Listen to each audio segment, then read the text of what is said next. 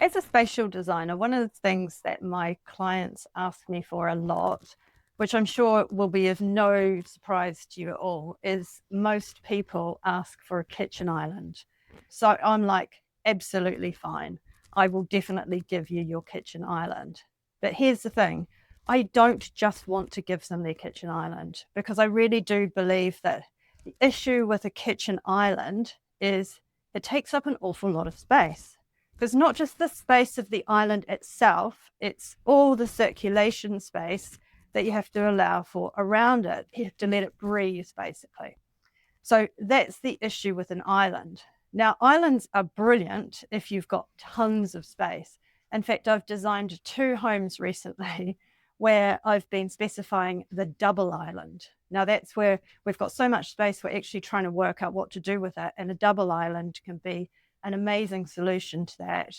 But the typical home, the typical kind of like semi-detached or smaller detached family home, which is most of my work, when people are wanting to do that kind of rear extension, what they're normally wanting to do is obviously they want a nice kitchen in there, they'll want a nice generous dining area, and they'll also want some sort of sitting area at the back.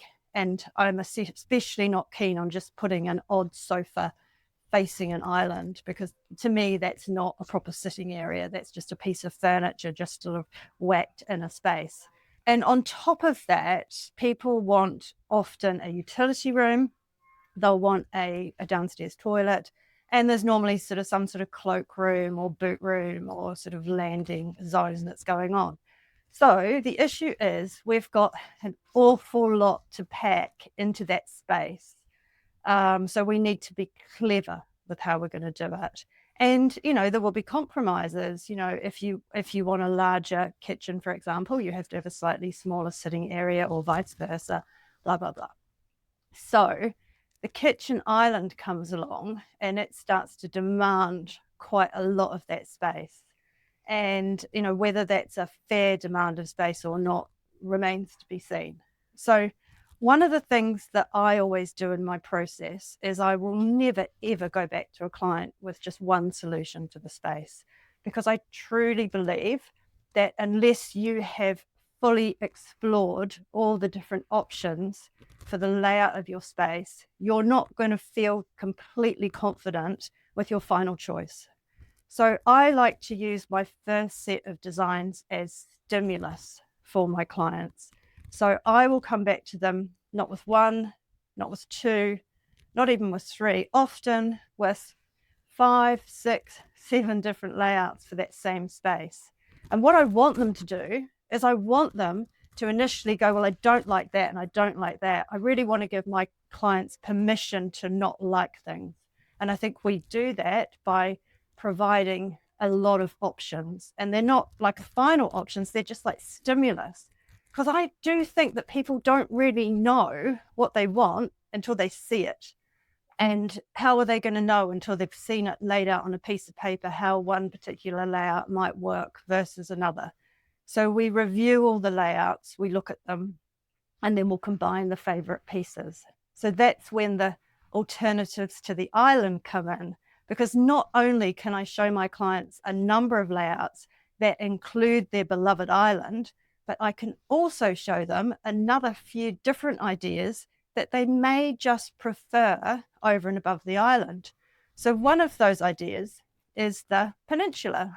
So what is a peninsula? It's basically an attached island. So the benefit of a peninsula is that you're losing one of the circulation routes around the island. I really often like to show that if it's going to work, because it just means you can get in that extra storage, you can get in that extra worktop, and all of those things can be really crucial when you're just like trying to make every square meter work as hard as possible. And here on this drawing, you'll see how I've shown a client who specifically asked for an island, how a peninsula might work better in her particular extension. Now, the other thing I've been showing quite a lot, and possibly it's because it's something I'm doing for my own home renovation, is I am taking away the island completely and I'm replacing it with a very large central kitchen table. So basically what's happening is the dining table is being put into the kitchen zone. And what this does is it basically says, well, what is an island for anyway? That little bit of extra space to kind of chop things on and stuff like that. It's a place for people to gather and sit. Now, a table can do the same thing, and it can just feel so generous. Imagine the old farmhouse tables, or tables that you see in some of those kind of grander homes where you see all their servant staff sitting in the kitchen and they're chopping up the vegetables. And I just love the idea of that being brought into the more modern home. And you don't see it out there a lot. You don't see a big table in a more contemporary kitchen.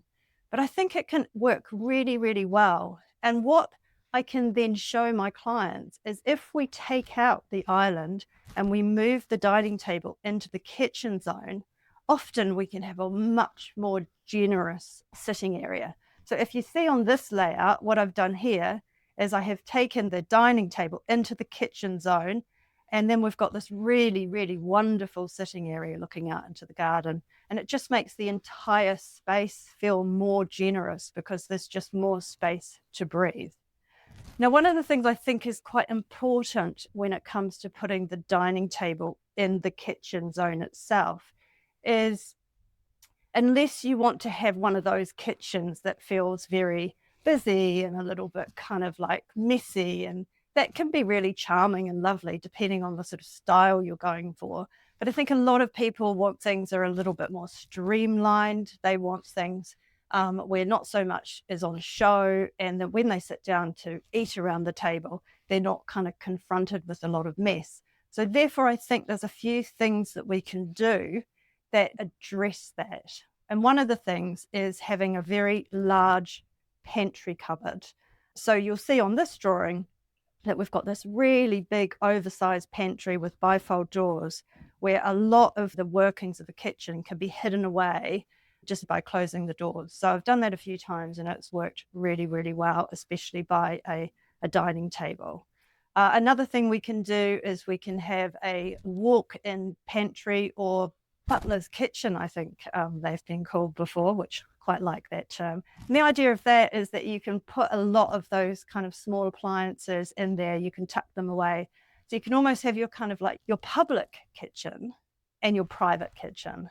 And, and that might sound very grand, but it's surprising how often I can achieve that for people in their homes. And then you'll see on this drawing, it's exactly what I've done. And tucked behind the main kitchen is this Butler's kitchen where all of those things can be kept, as well as obviously all the pantry goods can be stored. So I think those are kind of important points as far as playing around a little bit with not having an island.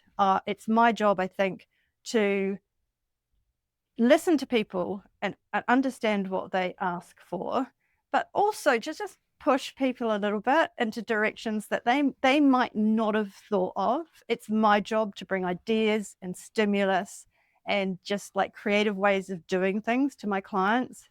And then we'll look at all those things together and we will discuss what we like, what we don't like, what works well together, and then we will arrive at a final plan together. Now, I don't know with this particular project that I've been showing you here, whether she's going to stick with an island. And if she does, that's fantastic. I feel I've done my job by showing her some other options. And if she doesn't, maybe she'll end up with a lovely big kitchen table.